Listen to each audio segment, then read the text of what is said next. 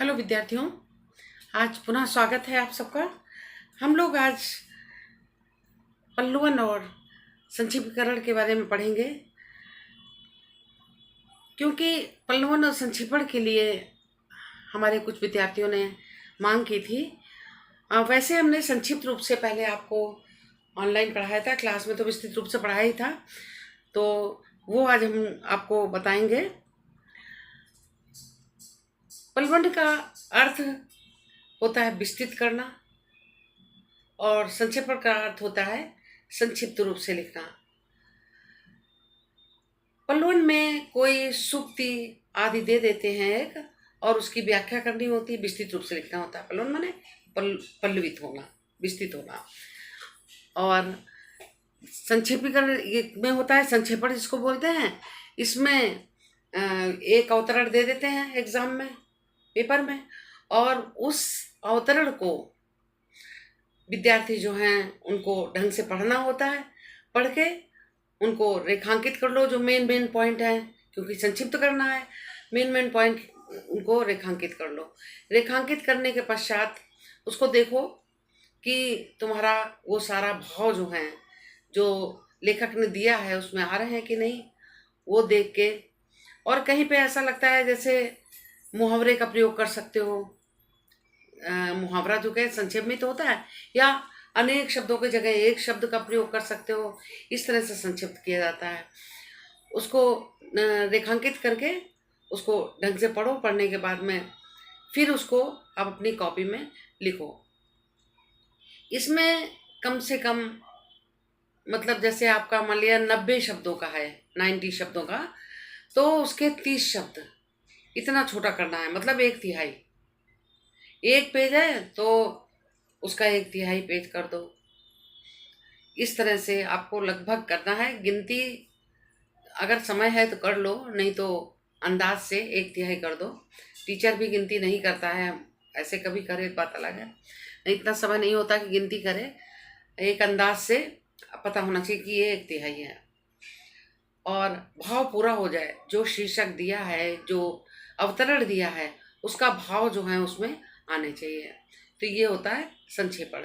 और विस्तृत रूप से हमने आपको नोट्स आपके लिए तैयार कर लिए हैं, वो हम आपको भी देंगे। उसी के द्वारा हम आपको समझा देंगे। आवश्यकता नहीं थी, लेकिन फिर भी हमने दिए, क्योंकि हमें लगता था कि आपको सुन के और पढ़ के, उसमें 2 काम होते हैं। जब आप नोट्स पढ़ते हैं और हम बोलते भी हैं, उसको समझाते हुए चलते हैं, तो मन भी लगता है। जो जिन विद्यार्थियों को मन नहीं लगता, उनका मन भी लगने लगता है। ऐसा हम सोचते हैं, जैसा बात होती है बच्चों से। तो चलिए हम उन्हीं नोट्स के माध्यम से आरंभ करते हैं। पल्लवन संक्षेपण किसे कहते हैं? पल्लवन और संक्षेपण ये 2 चीज़ें हैं, इनमें अंतर। पल्लवन विशदीकरण अथवा विस्तारण का अर्थ है। पल्लवन को विशदीकरण भी कहते हैं, विस्तारण भी कहते हैं। किसी कथन अथवा सूक्ति के विभिन्न उदाहरण द्वारा विस्तृत करके लिखना, अर्थात किसी भाव या विचार को विस्तार से बताने को की प्रक्रिया को पल्लवन कहते हैं। यह संक्षेपण का विपरीत होता है। संक्षेपण क्या होता है? संक्षेपण में संक्षिप्त करते हैं, और पल्लवन में बड़ा करके लिखते हैं। माने जैसे कोई सूक्ति आप ले लीजिए, यही एक जैसे दिया उदाहरण कि समन्वय युक्त जीवन ही राष्ट्र के सुखदायी रूप है। तो इसका पल्लवन करना है आपको। समन्वय युक्त जीवन ही राष्ट्र का सुखदायी रूप है।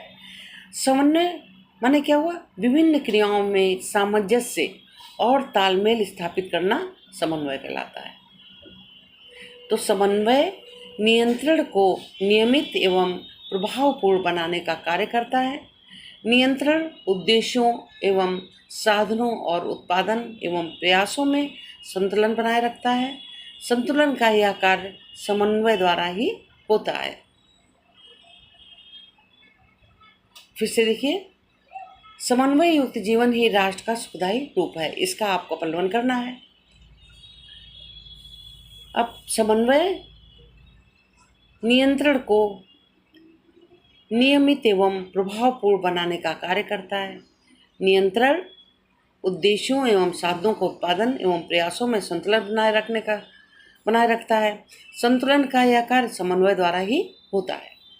जीवन के विकास के लिए समन्वय की अत्यधिक आवश्यकता होती है। एक देश में अनेक संस्कृतियाँ होती हैं, यह सभी मिलकर राष्ट्र की उन्नति की ओर ले जाती हैं। जिस प्रकार कई नदियाँ मिलकर समुद्र की विशालता बढ़ाती हैं, उसी प्रकार से विभिन्न संस्कृतियाँ एवं समन्वय राष्ट्रीय संस्कृति को उन्नति एवं विकास की ओर ले जाता है।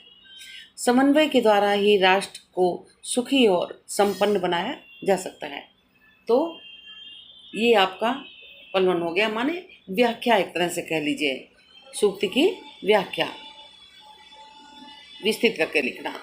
अब अगला उदाहरण देखिए, विपत्तियां मनुष्य की सर्वश्रेष्ठ गुरु हैं। ये दूसरा देखिए सूक्ति। तो हमने आपको भी बताया कि विपत्ति जब आती है मनुष्य पे, तो उसको वो रास्ते से हटाने के लिए, प्रगति मार्ग पर जो आती हैं तो उसे हटाने के लिए अनेक रास्ते ढूंढता है। अब उससे सीख मिलती है, शिक्षा मिलती है, और जिससे शिक्षा लेते हैं तो वो गुरु हो जाता है हमारा। तो यहाँ विपत्तियाँ मनुष्य की सर्वश्रेष्ठ गुरु हैं। देखिए बलवान, सामान्यतः मनुष्य सुख सुविधा को श्रेष्ठ मानता है, किंतु सच यह है कि मानव के व्यक्तित्व का सच्चा विकास विपत्तियों में ही होता है। विपत्तियाँ मनुष्य को कर्मठ और कर्तव्य परायण बनाती हैं। विपत्तियों में गिरा हुआ व्यक्ति स्वयं के साहस को पल्लवित करके दृढ़तापूर्वक उनका सामना करता है। जिस व्यक्ति ने जीवन में कभी विपत्तियों या कटुता का सामना नहीं किया, अनुभव नहीं किया, वह जीवन के सच्चाई से वंचित रह जाता है। जो सच्चा जीवन का जो रूप है उससे वो वंचित रह जाता है अनुभव से। विश्व के इतिहास में महापुरुषों के जीवन चरित्र इस बात के उत्कृष्ट प्रमाण हैं, जिन्होंने अपने जीवन में अनेक विपत्तियों का सामना करके अंत में विजय प्राप्त की। विपत्ति वह मार्ग है जिस पर चलकर व्यक्ति अपरिमित सहनशक्ति की वृद्धि करता है। अपरिमित बने अथाह, जिसकी कोई था ना हो, तो अपरिमित सहनशक्ति की वृद्धि होती है। विपत्ति रूपी भट्टी में तपकर व्यक्ति कुंदन बन जाता है। ये आपका दूसरा सूक्ति थी, बहुत अच्छी ज्ञानवर्धक सूक्ति है। अगली देखिए, सब दिन जात ना एक समान, सभे दिन जात ना एक समान। क्या मतलब हुआ कि वही सभी जो जीवन में जो दिन आते हैं वो एक समान थोड़े ना होता है। ये तो आप भी जानते हैं। 2-4 दिन अभी आप जो छोटे लोग हैं उनको इतनी वो हो गई होगी जानकारी कि एक से तो दिन होते नहीं, कभी खुशी कभी गम, है ना। तो जीवन और जगत की स्थिति एक सी नहीं रहती। प्रातः काल का सूर्य संध्या काल में निस्तेज हो जाता है, सुबह निकलता है, खूब तमतमा जाता है, बदल जाता है, दोपहर में शाम को बिल्कुल हल्का हो जाता है, बदल जाता है। प्रकृति परिवर्तनशील है भाई, सर्दी गर्मी बरसात परिवर्तनशील है। जीवन में कभी सुख तो कभी दुख आते जाते रहते हैं, मौसम में कभी गर्मी कभी जाड़ा। इस प्रकार मनुष्य जीवन में भी परिवर्तन होता रहता है। जो आज समस्त व्यंजनों का भोग करता है वह कल भोग से बिलखने भी लगता है। आनंद से फूला न समाने वाला व्यक्ति अगले दिन विपत्तियों में गिर जाता है और आंसू बहाता है। अब देखिए संक्षेपण। पलवन माने विस्तृत करना, संक्षेपण माने छोटा कर देना। हिंदी में इसके लिए संक्षेपीकरण या संक्षिप्त लेख आदि शब्दों का प्रयोग किया जाता है। अर्थात किसी लेख, भाषण या कहानी का सारांश करना ही संक्षेपण है। यदि हमारी सामग्री मतलब लेखन सामग्री 1 पेज है तो उसका संक्षेपण 1/3 पेज ही करना चाहिए। क्योंकि अगर आपके संक्षेपण में जो लिखने को आता है संक्षिप्त करने के लिए, आपकी 20 लाइनें हैं, मान लिया आपकी 15 लाइनें हैं, तो कोशिश करिए कि 5 लाइनें ही बचें संक्षेपण में। इस तरह से इसका ढंग होता है। तो वास्तव में संक्षेपण एक स्वतः अपने आप में पूर्ण रचना है। उसे पढ़ने के पश्चात मूल विवरण पढ़ने की आवश्यकता नहीं रह जाती। प्रायः संक्षेपण में शब्द सीमा का बंधन होता है।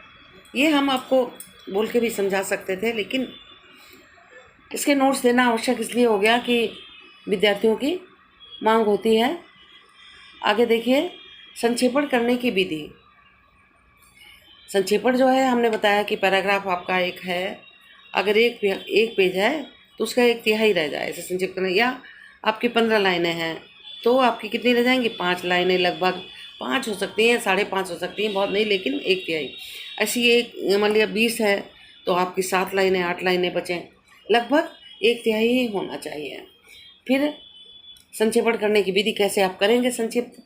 अब इतना अगर लॉन्ग है और सारी चीज़ें आ भी जाएं उसमें तो आप कैसे संक्षिप्त करेंगे। देखिए, किसी अवतरण को संक्षिप्त करने के पूर्व निम्नलिखित पद्धति का अनुसरण करना चाहिए। क्या? पाठन। सबसे पहले पढ़ना चाहिए ढंग से, सर्वप्रथम ध्यान से पढ़ना चाहिए। यदि एक बार पढ़ने का भाव स्पष्ट ना हो तो उसे कई बार पढ़ना चाहिए। अगर आपको समझ में नहीं आ रहा है एक बार पढ़ने से उसका भाव जो है क्या कहना चाह रहा है पंक्तियों में लेखक, तो आपको उसको दोबारा पढ़ना चाहिए। रेखांकन। फिर जब जब आपका पढ़ लिया आपने तो पेंसिल से पेपर में आप रेखांकित कर दीजिए। किसको रेखांकित करेंगे? मेन पॉइंट को रेखांकित करेंगे। तो मूल कोई बड़ी बात समझ लेने के पश्चात इन आवश्यक शब्दों को वाक्य अथवा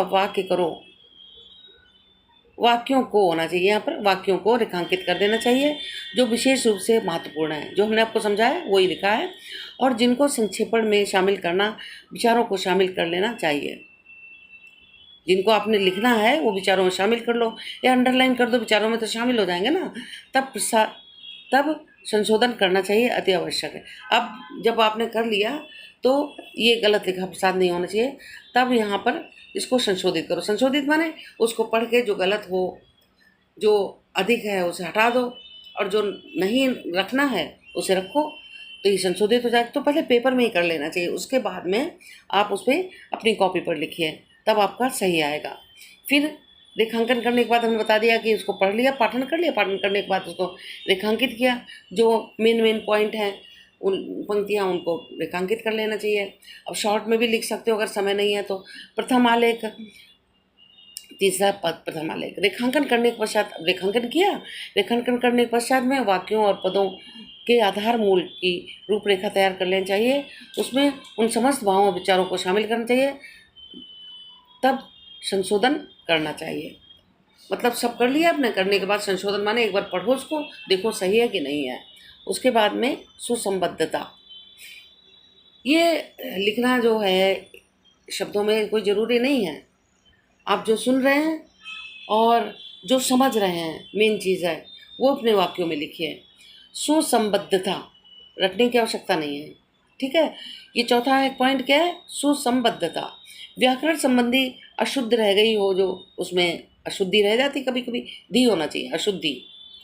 तो व्याकरण संबंधी जो अशुद्धि रह गई हो, कोई महत्वपूर्ण बात छूट गई हो, उसे ठीक कर लेना चाहिए। आवश्यकता पड़ने पर मूल में आए विचारों को क्रम और व्यवस्था में परिवर्तन करना चाहिए।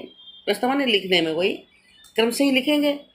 हर चीज़ एक वाक्य से दूसरा वाक्य जुड़ा होता है, ऐसा तो नहीं आप नीचे का वाक्य ऊपर लिख देंगे, तो क्रम से रखेंगे ना, वही व्यवस्था हुई।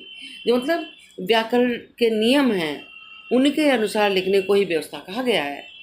तो परंतु विचारों का क्रम इस प्रकार हो कि प्रत्येक वाक्य सुसंबद्ध हो। प्रत्येक वाक्य सुसंबद्ध माने एक दूसरे से जुड़ा होता है। हम कोई बात करते हैं तो एक दूसरे से जुड़ी होती है, तो वो होना चाहिए। फिर है शब्द गणना। शब्द गणना के परीक्षा में आए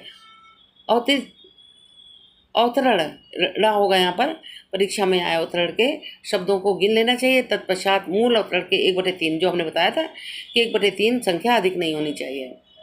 एक आध शब्द की बात अलग है, लेकिन 1/3 ही होना चाहिए। फिर आपका आया व्याकरण संबद्ध भाषा। अब भाषा जो है उसकी कैसी होनी चाहिए? भाषा व्याकरण सम्मत होनी चाहिए।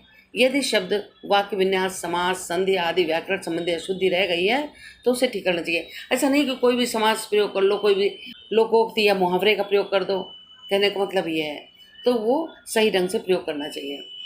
अब अगर आपको संक्षेपण करने की विधि का बात आ जाती है, लिखने को आ जाता है, जनरली संक्षिप्त करने को आते हैं, अवतरण दिया जाता है आपको, तो उसमें जो 6 पॉइंट हैं, इनकी जो हेडिंग है वो थोड़ा अपना दिमाग में डालो, जिससे वहाँ पर अपने आप लिख लोगे। कोई और अगर हेडिंग ना याद रह जाए तो पॉइंट डाल के उसको लिखते चले जाओ बस।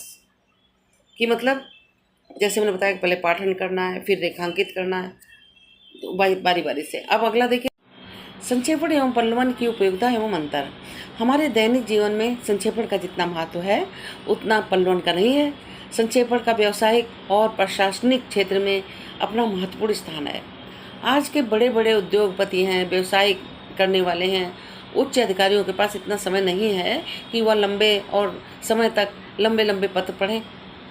वह तत्संबंधी पत्र व्यवहार का सारांश जानना चाहते हैं कि इसमें क्या कहना चाहता है। संक्षेप में सभी महत्वपूर्ण तथ्यों का समावेश होता आता हुए संक्षेप में पढ़कर कम समय में ही कार्य कर लेते हैं। किंतु सभी भाषाओं में कुछ ऐसे विचारक होते हैं जो गंभीर विचारों को ऐसी शैली में रखते हैं, माने कठिन शब्दों का प्रयोग करते हैं, ऐसी शैली में लिखते हैं कि उनका यथार्थ, सत्यता, भाव सरलता से समझ में नहीं आता। उनको समझने के लिए पल्लवन अच्छा माध्यम है। फिर जब ऐसी चीज़ आ जाती है कभी कि भाई नहीं समझ में आ रहा है तो पल्लवित किया जाता है। अब ऐसा नहीं है कि जिस अधिकारी के पास बैठा है वो पल्लवित करा रहा, नहीं, उनके यहाँ तो काम करने वाले होते हैं, फिर उसका पल्लवन कराया जाता है कि भाई इसको जो है पल्लवित करो, तब ये कार्य जो है समाप्त होता है।